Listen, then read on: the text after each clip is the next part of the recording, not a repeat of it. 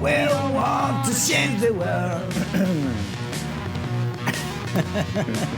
Chile está lleno de revoluciones, ¿verdad? Don Gonzalo, bienvenido. Bienvenido. Gracias. Vaya entrada. Sí, bueno, hemos hablado de hartas revoluciones del siglo XIX, Sí, ¿no? sí, Hartas peleas, sí, hartos sí, motines, sí, sí, luchas sí. internas, Sí. una guerra, una batalla que se dio ahí en plena Alameda, Claro. afuera de Santa Lucía. Sí, en ese sentido, ya que tú lo mencionas de una manera más general, el siglo XIX chileno es un siglo muy violento.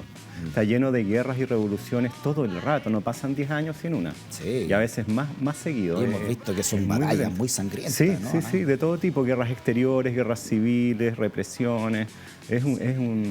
La guerra de independencia, es un siglo muy violento, muy violento. Sí. Sí. Estamos en este gobierno de transición, profesor, la clase pasada, desde que siempre la clase de historia empezaba con la idea claro. que había antes. Sí. Y un decenio que usted dijo que se veía como fome, pero pucha, que pasaron cosas, ¿no? Claro. Y estábamos hablando de este personaje, el rey de la Araucanía. ¿Cómo podemos hacer un vistazo rápido de lo que hablamos la semana pasada para empezar ya perfecto. con la clase de hoy? Claro, Aurelio Antoine es un aventurero francés que llega a la Araucanía a principios de la década de 1860, cuando comienza el gobierno de Pérez, con la idea de ser proclamado rey de la Araucanía para unificar bajo su corona a las dispersas parcialidades mapuches, ¿no? Y es un personaje extraño, ¿no? Porque no se sabe muy bien de dónde se le ocurre esto. Todas las informaciones es que es una volada personal, ¿no? Lo cual es muy extraño. Dicen que se vuelve loco leyendo la Araucana, que se pasa películas. Es una época además de mucho viaje, de mucha aventura y de imperialismo europeo romantizado, ¿no? Entonces ir a Oriente, ir a África, muchos europeos se fascinaban con ese tipo de proyectos, ¿no? Estaba como eso en el imaginario europeo. Bueno, y llega este Aurelio a principios de la década de 1860 a la Araucanía y logra contactarse con las parcialidades mapuches y los convence en vista de que justo también a comienzos de la década del 60 el gobierno chileno había decidido ocupar militarmente la Araucanía, o más bien iniciar el proceso de ocupación militar de la Araucanía, que los mapuches lo aceptan porque ven que puede ser un aliado útil eventualmente. Ya, perfecto. Entonces, debido a eso, lo declaran rey de la Araucanía y 2 días después de la Patagonia también. Ahí está entonces con su doble. Sí. Oiga, y usted decía en la clase pasada que este caballero, que para nosotros los colegios siempre nos pintaban como una figura de loco, ¿no? Fuera de... Sí. Pero claro, en esa época usted decía, comienzan también ya los imperios a querer echar raíces y a recuperar algunos sus tierras, ¿no? Sí, o sea, es una etapa de imperialismo europeo rampante, pero en particular en Hispanoamérica hay un regreso de las viejas banderas imperiales por varios motivos. Una tiene que ver con que Estados Unidos estaba enfrascado en su guerra civil. Entonces, en ese sentido, no podía cuidar su famoso patio trasero, ¿no? Claro.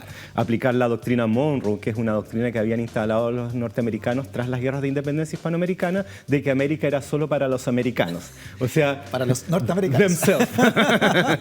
y en vista de eso, ocurren varias situaciones de imperialismo europeo en Hispanoamérica. Una que es bien extraña, bien dramática, es la ocupación francesa en México con Maximiliano. Ya. Eso en la misma década de 1860. Y por otro lado, España, que también vuelve muy herido tras las guerras de independencia y la pérdida de su imperio colonial americano, excepto algunos lugares. Por ejemplo, Cuba siguió en poder de los españoles hasta fin del siglo XIX. Y vuelven a ocupar la isla de Santo Domingo, la actual República Dominicana, y mandan una flota naval al Pacífico. Porque algo que les dolía mucho a los españoles, bueno, monárquicos, más tradicionalistas, conservadores o reaccionarios, es la pérdida del virreinato del Perú. Sobre todo el Perú y México, que eran las joyas de la corona. En México estaban los franceses, nada que hacer, pero el Perú les provocaba gran nostalgia, ¿no?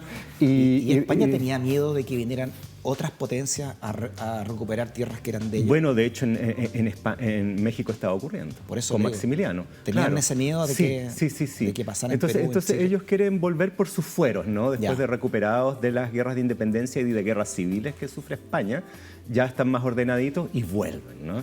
Entonces, todas estas situaciones, claro, provocan mucha sospecha, mucho recelo del gobierno chileno y en general de los gobiernos hispanoamericanos.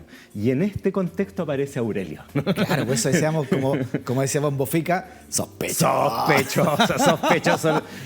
el franchute, ¿no? Oiga, además que Chile, usted lo explicaba en estas clases, profesor, estamos hablando del fin del término de Montt, muy vapuleado después del 59, Sí. y el comienzo de esto que podría ser algo de transición, Sí, con gente sí, sí. exiliada, incluso después de las batallas del Claro, 59. claro. Lo que hace el gobierno de Pérez es un gobierno de transición hacia el liberalismo, de integración de los adversarios políticos, incluyendo liberales en su gobierno, y además una amnistía general de todos aquellos procesados políticamente durante toda la década anterior, desde el 51. Y eso permite el regreso de muchos digamos, luchadores liberales, como por ejemplo Pedro León Gallo. Entonces tiene lógica dentro del concepto de la clase política de ese momento preocuparse de lo que estaba ocurriendo en Araucanía, porque el país estaba cortado ahí, ¿no? Exacto, exacto, excepto Osorno, que estaba en manos chilenas, y Valdivia, que eran como islas, ¿no?, en medio del territorio mapuche, o más bien Huilliche, al sur del núcleo duro de la Araucanía, que es del Biobío al Tolten, ¿no? Y bueno, además hay temas de intereses económicos, por supuesto, la ocupación de esas tierras muy fértiles, sobre todo para el negocio del trigo, que había tenido un gran auge durante la década del 50 y que se exportaba a todo el mundo, se exportaba a nuevos territorios imperiales europeos en el mundo, por ejemplo, el oro en California o el desarrollo de Australia. Y ahí iba el negocio del trigo.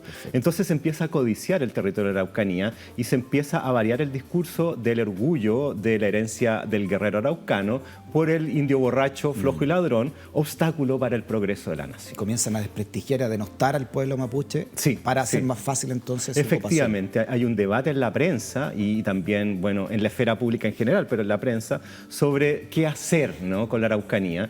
Y ahí hay opiniones desde las más violentas, que es la ocupación y el exterminio, a otras, digamos, más moderadas, que es la que levanta la Iglesia Católica, de un proceso de evangelización y de, digamos, de transformación cultural del mundo mapuche por medio de la influencia cultural y religiosa. Entonces, en medio de todo eso, este señor francés logra que Quilapán, el gran cacique, ¿no?, mapuche, lo nombrara rey de la Araucanía. Exacto. Y lo llevara como parte, ¿no?, de esto, lo llevara y lo proclaman y lo pasean.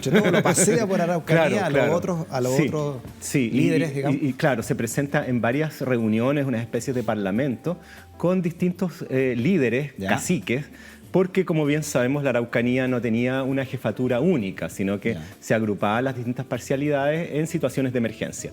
Entonces debe recorrer las distintas zonas para ver si lo aceptan o no. Y en su gran mayoría lo aceptan, no todos, pero sí muchos, porque también ven que, bueno, si viene una ayuda de afuera y anda prometiendo el apoyo incluso francés, venga el gringo, ¿no? Claro, y hasta la Patagonia, o sea, es el peligro que tiene que haber representado. Y de hecho, si bien se acepta esto y se le proclama rey y se hace una serie de ceremonias, el gobierno, por así decirlo, de la Araucanía no se modifica en absoluto y los distintos loncos siguen manteniendo su poder formal. Claro. Esta es una gráfica que intenta representar ese momento entonces de entronación. Claro, de hecho, uno de los, digamos, momentos de esta ceremonia es que los guerreros mapuches corrían alrededor sobre sus caballos.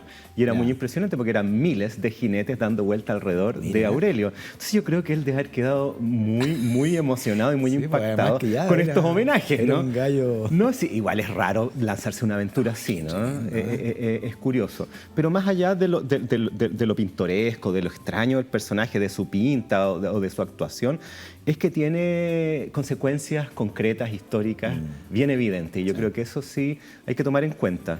Ya quedamos entonces que lo agarra Cornelio Saavedra, lo meten preso y después lo declaran loco, como ya no es primera vez que pasa eso. Sale y lo devuelven a Francia. Y lo devuelven a Francia. Gracias a la Embajada de Francia. A la Embajada de Francia en Chile. Y ahí ya parece más sospechoso aún, ¿no? La Embajada se mete en esto para agarran salvar a Antoine. Y lo despachan, digamos. Ya. Entonces comienza la clase. ¿Cómo siguen adelante, Antoine? Vamos. Ya, ¿qué pasa? Tras el envío o el despacho, ¿no?, de Aurelio a Francia, Cornelio Saavedra, que era el que estaba a cargo de la frontera del Biobío y quien había presentado este plan de ocupación de la Araucanía al gobierno y había sido aprobado, lo lleva adelante. ¿Y en qué consiste esto? Es un plan de ocupación o de invasión militar y de colonización por etapas. Y estas etapas consisten en ir avanzando de río en río del Biobío al sur.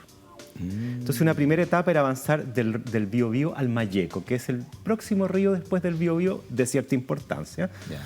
Y instalar fuertes en las orillas del Malleco, asegurar el territorio a través de la ocupación militar, instalar infraestructura, caminos, puentes, obras públicas, construcción de fuertes que van a ser también el origen de las ciudades de la Araucanía y, por supuesto, el traslado de colonos para la ocupación física del territorio. Ese es el plan de Cornelio, la famosa pacificación. Y, por supuesto, en ese intertanto, los mapuches van a ser desplazados a ciertas zonas como unas especies de reserva. Muy parecido a lo que vemos en las películas de western, ¿no? Similar, aunque yo diría que el proceso en Estados Unidos fue más violento aún que acá. Ah, sí, ¿eh? Sí. Porque llegaban entonces una milicia, instalaba un fuerte y en ese fuerte se instalaban también civiles y empezaban a hacer una vía como un enclave finalmente, ¿no? Sí, es un poco eso. De hecho, la gran mayoría de las ciudades de la Araucanía actuales se originaron en los fuertes, son ciudades muy nuevas. Bueno, está eso sí, las antiguas ciudades fundadas en la época de la conquista española, que fueron destruidas durante el Gran Alzamiento en 1598, así de antiguo, y que luego fueron reconstruidas por Cornelio Saavedra, o en su mismo emplazamiento o en uno muy cercano. ¿Como cuáles, por ejemplo, hay? ¿Concepción, Penco? No, Concepción no es. Concepción se salvó. Pero, por ejemplo, Arauco, Malleco, Angol, Villarrica, súper importante. Villarrica había sido la última ciudad en caer tras el levantamiento de 1598 y tras su destrucción, los mapuches la habían hecho desaparecer y Villarrica se la había comido la selva. Entonces, el Villarrica que conocemos hoy. Villarrica que conocemos, el lago Villarrica, el balneario bonito, Pucón, todo ese asunto, ese. Y resulta que Villarrica, que está bien al sur de la Araucanía, ¿no? fue la última ciudad en ser refundada, esto ya pasado 1881, y encontrar las ruinas de Villarrica fue una aventura, porque nadie quería decir dónde estaban. Hasta que finalmente lo logran y descubren las ruinas de la antigua Villarrica española del siglo XVI, entre medio de la selva. Y ahí desmontan y reconstruyen. Y ese yo diría que es el acto final de la ocupación de la Araucanía, ya mucho más adelante de ahora, 20 años después de lo que estamos conversando. Perfecto. Es un largo proceso. Entonces, este loco, digamos, entre comillas, loco francés, despertó todos los fantasmas de que había que entonces reconquistar estas tierras, ¿no? Sí, porque si bien el plan ya estaba, la aparición de Aurelio aumentó la alarma del gobierno por la posibilidad de que hubiera participación de extranjeros y eventualmente de gobiernos extranjeros, por lo que conversábamos recién de la intervención imperialista europea en distintos territorios en el mundo y que podía ser también en Chile y en el sur de Argentina, que no estaban ocupados de manera física por los respectivos gobiernos, entonces podía instalarse quizás una potencia extranjera. ¿Y cómo siguió la historia de este francés? ¿Llega a Aurelio. Francia? Bueno, Aurelio se va a Francia y ahí queda medio botado, ¿no? Y él siempre soñando con volver. Y bueno, además es muy curioso porque él crea una dinastía, ¿no? Y hasta el día de hoy hay sucesores que ostentan la corona de Araucanía y Patagonia. Ah, sí. No, claro, de hecho, si uno se contacta con ellos, puede lograr quizás algún tipo de información interesante y si hay suerte, a lo mejor te nombran el miembro de la corte. Si haces algún servicio por la Casa Real, ¿no? Te pueden nombrar conde, duque, marqués o algo. No es malo, ¿no? No es malo igual, ¿no? Y francés más encima. Sea. Oigan, ¿cómo fue recibido por las autoridades? ¿De qué autoridades francesas estamos hablando? Bueno, las autoridades francesas al parecer no le habrían hecho mucho caso porque esto se supone que fue una volada personal, ¿no? Una aventura personal muy extraña y lo que hace la embajada cuando se la lleva de vuelta es salvarle el pescuezo a un ciudadano francés, ¿no? O a esa altura un súbdito porque ya tenemos la monarquía de Napoleón III. Pero en fin, la cosa es que este Aurelio instala en Francia esta casa real y empieza a lanzar documentos y nombramientos y toda clase de símbolos y sobre todo empieza a conseguir plata porque necesita dinero para regresar. Y finalmente va a conseguir dinero a través de ciertos particulares que al parecer se habrían convencido de que esta aventura tenía alguna posibilidad. Eso también yo volvería a Bombo Fica, ¿no? Porque es raro donde sacó Lucas este esperpéntico personaje, ¿no? Y si es que ahí hay quizás alguna mano más oficiosa del gobierno francés. Eso, o sea, un poco era costumbre eso que los expedicionarios pedían plata, lo que hizo Colón, por ejemplo, cuando quiso su aventura de llegar a la India y pidió plata a las coronas.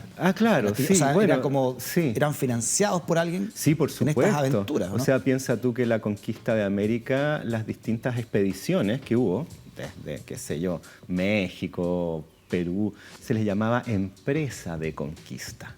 Ya. O sea, eran todos unos emprendedores. No había que conseguir lucas y asegurar la ganancia para pagar a los capitalistas. De ahí viene emprender, ¿no? Porque se iban de los puertos. Bueno, emprendimiento es una palabra que está muy usada y manoseada últimamente, ¿no? Ahora emprender es cualquier cosa, o sea, poner sopaipilla. Sí, claro, una política ideológica, ¿no? O armar, no sé, una completada, es un emprendimiento, hasta crear una empresa transnacional. Entonces yo... Tú puedes ser empresario de ti mismo. Todos podemos ser emprendedores de algo. A mí eso me provoca cierto recelo. Lo que no quiere decir que yo considere que sea malo llevar adelante negocios, iniciativas de ese tipo, pero yo creo que está un poco chacreado el término. O sea, este señor francés, si hubiese tenido detrás a la corona, a Napoleón III verdaderamente, ¿no? Fuerte, perfectamente se puede haber llegado a Araucanía y haber hecho algo ahí. Bueno, ¿no? En ese sentido y pegándonos un salto en vista de lo que estamos conversando, Aurelio vuelve el año 69, 1869, 68, 69. ¿Ya? Y bueno, no le va bien porque la situación es distinta y eso lo vamos a conversar después.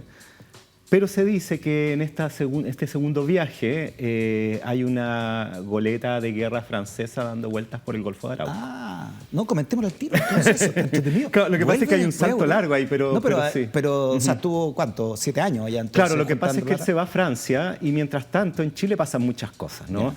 Cornelio lleva adelante este cruce del Biobío y la instalación de estos fuertes. Y ese primer periodo de ocupación de la Araucanía se ve detenido, dura como un año, porque viene otros problemas para la República de Chile, que es la guerra con España. Entonces ahí el gobierno dice, a ver, parémosla, lleguemos hasta aquí nomás porque tenemos este otro enemigo que es poderoso, ¿no? Claro. Implacable, y más vale cuidarnos de él, ¿no? Entonces ahí se detiene el proceso de invasión de la Araucanía. Estamos hablando de 1875-66. Exacto, y además exacto. tenía la reelección también de Pérez, ¿no? Además, claro, además, todo, tienes razón, sí, efectivamente. Entonces, en vista de la guerra con España, se paraliza el avance del ejército chileno del Mayeco al sur. Llega hasta ahí nomás. ¿Cómo fue esa guerra con España, profesor? Bueno, es una guerra bien extraña y que tiene que ver con este regreso del imperialismo, en este caso español, a Hispanoamérica. Y España manda una flota de guerra a darse vueltas por las costas hispanoamericanas, diciendo que es una flota científica. Y estaba llena de cañones, ¿no? Y una flota muy poderosa en momentos en que ni Chile ni Perú, que eran los dos países de la costa del Pacífico que en algún momento tuvieron flotas de guerra, tenían una importante, un par de barcos y sería, ¿no? Mantener buques es caro y en esa época era aún más caro, entonces si es que no se estaban usando para algo, eran de madera, se vendían nomás. podrían... Claro, es como, no sé, es la famosa Escuadra Libertadora del Perú, que es de la época de 1820, a esta altura ya no existía, ¿no? Estaba podrida un día o se vende, ¿no? Estaba la famosa Esmeralda dando vueltas. Pero sería. Y Perú una situación similar. Entonces está esta flota de guerra dando vueltas por las costas americanas y en Perú ocurre un incidente como de tipo policial el año 64, donde en una hacienda peruana hay un problema con unos trabajadores de origen español. Entonces, los embajadores españoles en Perú, no recuerdo si era embajador, encargado de negocios o algo así, porque además España se había resistido mucho a reconocer formalmente esta república. Se queja de que estos súbditos españoles habían sido maltratados y exige excusas al gobierno peruano. Y el gobierno peruano responde de que esto estaba en manos de los tribunales de justicia y que ellos no se podían meter en ese asunto y que, bueno, viéramos qué salía de ese proceso. Y esto no satisface a los españoles y ocupan militarmente unas islas que estaban frente a la costa peruana que se llamaban las Islas Chinchas, que eran ricas en guano, que es el excremento de las aves marinas, que luego se utilizó como fertilizante y que es como el antecesor del salitre. Le decían oro blanco en esa época, exacto, ¿no? Que era muy caro. Muy caro y que a Perú le había permitido, después de largo tiempo, poder financiarse nuevamente, ¿no? Y bueno, y esta situación es claramente una agresión imperialista, ¿no? Y en ese contexto, Chile solidariza con Perú. Mira. Ojo, Mira. Chile solidariza con Perú. Y solidariza de la siguiente manera. Le declara que no va a entregarle carbón a los buques españoles. A los buques científicos. A los científicos. Y ahí están jodidos porque no tienen carbón en Chile. Ya se habían dado cuenta que eran científicos. científicos. Se andaban. Sí, desde el comienzo. No, si por eso Pérez le dice a Saavedra, oye, para tu cuestión de la Araucanía porque están estos compadres acá y son más peligrosos, ¿no?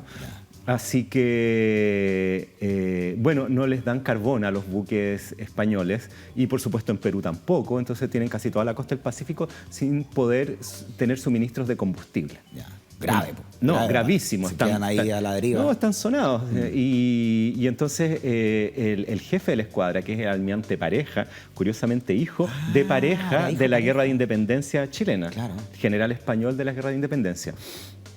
Y bueno, él declara entonces de que va a bloquear los puertos chilenos. Y lanza a Chile un ultimátum, al estilo del que le habían lanzado a los peruanos, muy prepotentes los españoles, en vista de esta superioridad naval. Y Chile responde declarándoles la guerra. Mira. Así nomás. ¿Y ahí se produce bombardeo a Valparaíso? Ahí se produce, si bien es posterior, no es inmediato. De hecho, el conflicto que era entre España y Perú... Así habría sido, ¿no? Según esta representación. No, es muy terrible. Bueno, Chile es el primero en declarar la guerra a los españoles antes que los peruanos. Mira, 31 de marzo de 1866. Correcto, así es. Y bueno, mientras esto está pasando, de ahí se suma Perú, se suma Ecuador y se suma Bolivia. Entonces es una unión panamericana en contra... En esa época Bolivia tenía costa, tenía Exacto. Sí. Si bien carecía de flota y nunca Bolivia ocupó de manera sólida su litoral, la verdad. Entonces ahí los únicos que podían hacer algo era la mínima flota peruana y chilena que combate juntas, bajo las órdenes del almirante Williams, y se van al sur, a los canales de Chiloé.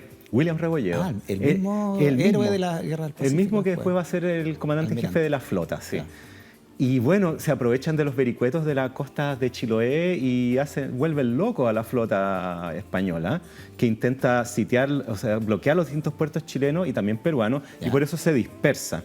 Y en vista de eso, pillan por acá, por la zona de Concón, por ahí, Quintero, a uno de los buques españoles que es la Covadonga, y la capturan. Ahí se captura Y ahí la capturan. Y bueno, es una derrota humillante porque tienen la enorme flota y un par de barquitos, los burla y les quita un barco, ¿no? Es tanto eso que el almirante Pareja se suicida. Se mata. Por la derrota por orgullo, esa. Por orgullo, por su honor de militar y porque además él venía a vengar las derrotas que había sufrido su padre. Entonces era como doble humillación. Mire, esto fue un gran comicio ese popular reunido con motivo del bombardeo de Valparaíso en la ciudad. Esto en la ciudad de Potosí. Eso es Bolivia. Valparaíso. Eso es Bolivia. Eso es Bolivia. Eso es muy interesante porque... En Bolivia también con esto. Sí. Es que, a ver, es una alianza panamericana en contra de estos imperialistas españoles. Y cuando los españoles se ven sumidos en la impotencia, ¿no? Porque no pueden capturar esta huidiza flota chileno-peruana y por otro lado no pueden atacar el puerto del Callao porque estaba fortificado, se desquitan bombardeando Valparaíso que no tenía fortificaciones. Entonces es una repugnante cobardía. Una matanza de población civil, entonces. Es lo que... Claro, o sea, bueno, ellos avisan, ¿no? Amenazan de que lo van a bombardear tal día, desde tal hora a tal hora. Y las autoridades de Valparaíso no tienen cómo defenderse y evacúan a la población y colocan en ciertos edificios como hospitales o cosas así enseñas que muestren que esos no deben ser bombardeados. Y bueno, y los bomberos se quedan en el puerto. De hecho, los bomberos se la juegan. Estos bomberos radicales masones que surgen en Valparaíso se quedan en la ciudad con las bombas cayéndole encima para apagar los incendios. Héroes. Héroes completos, absolutos. Y así viene el bombardeo de Valparaíso. Entonces es un bombardeo repugnante, ¿no? Porque es una ciudad que no se puede defender por un acto de venganza. Ahí está otra representación de la bahía de Valparaíso, que en ese momento, no es como ahora Valparaíso, ¿no? Valparaíso le ha ido quitando, al mar le ha ido quitando tierras, ¿verdad? sí, sí. En esa sí, época sí. era mucho más abierta la bahía. Sí, más estrecho el pedacito del plan, ¿no? Claro. Que va de la costa al cerro. Sí. Entonces, esa guerra española, la verdad que provoca repudio internacional, ¿no? Porque se ve claramente que es un regreso del viejo imperialismo de un país que estaba bastante decadente dentro de lo que eran las naciones europeas y que con una especie de, ¿cómo decirlo?, delirio senil, ¿no? Regresa por sus viejas presas y le va mal, pues. Y le va mal. Y lo único que logra hacer es bombardear una ciudad inerme. Y Pareja entonces Y Pareja se suicida deshonrado. y lo reemplaza otro marino, no recuerdo el nombre, y se hacen este numerito. ¿Eran dos barcos entonces? ¿Dos barcos españoles? No, era la mansa flota. Ah, era la flota con... No, Mira. eran no sé cuánto, pero 8, 10 buques, una cosa así. Ah, Lo mira. que pasa es que lo reparten por la costa chilena para evitar que haya movimiento de naves, comercio, en fin, hay un bloqueo naval. Entonces, hay en Caldera, en Valparaíso, en Coquimbo, en Concepción Talcahuano, en fin. Ya. Ese es el plan. O sea, William Rebolledo, español. héroe, no es casualidad que lo hayan dejado a cargo de la flota de la Armada chilena. Exacto. En la guerra. Así es, después es por eso, sí. Entonces es una vergüenza lo que hacen los españoles acá. Y regresan a España cubiertos de oprobio, ¿no? Ya. Incluso los mismos españoles están avergonzados de la actuación de su flota. Y no logran ni un resultado más que el descrédito internacional. Este entonces fue el cierre definitivo de España en Latinoamérica, ¿no? No, Salvo Cuba, claro, digamos. claro, pero el cierre por definitivo por es la en costa, 1891, una guerra que tienen con los gringos, con Estados Unidos. Ya. Y ahí los norteamericanos se meten en Cuba, en la época de José Martí, ¿no? Claro. Y derrotan a los españoles y se tienen que ir de Cuba y de Puerto Rico. Y también en las Filipinas, que seguía siendo dominio español, y quienes reemplazan a los españoles en esos territorios son los norteamericanos. Ya. Por eso los gringos estaban en las Filipinas, por eso Puerto Rico ahora es un estado asociado, y por eso la presencia en Cuba, y por eso la revolución cubana del 59-60 es una especie de guerra de liberación. O sea, también. Estados Unidos termina su guerra civil, también muy sangrienta, Sí. se unifica y comienza entonces también su expansión. Exacto. como tal, ¿no? Y lo primero que agarran es el Caribe, que es lo que está más cerca.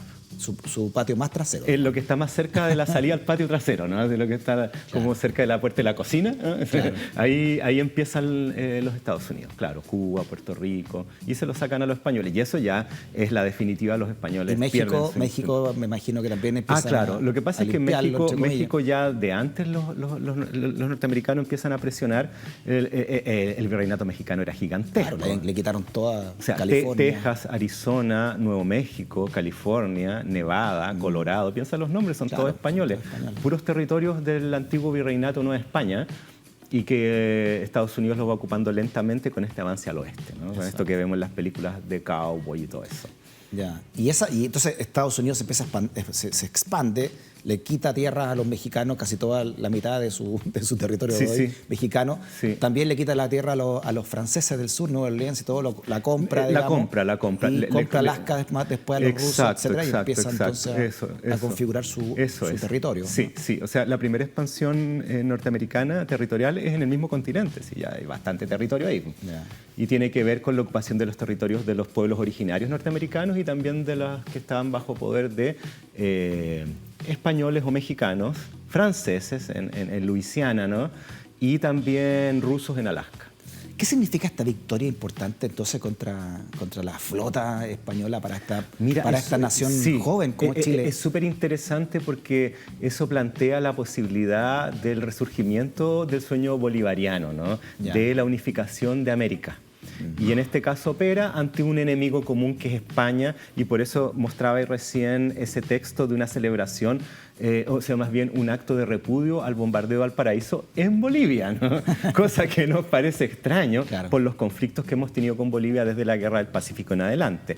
Pero hubo etapas de solidaridad internacional de los países hispanoamericanos, y esa Claro. fue una súper importante. Claro, este bombardeo, hay otro documento también de afuera, ¿no? Cómo se solidariza con contra este bombardeo infame, ¿no? Sí. Esa es la España con infame mano de un pueblo heroico encendió la hoguera, sin que arrancarle su favor pudiera más honor que un desprecio soberano no borrará su crimen, ni el océano para su afrenta no hallará la barrera, ni su arranque salvaje de pantera. Mira, el señor Campos escribía este poema. Ajá.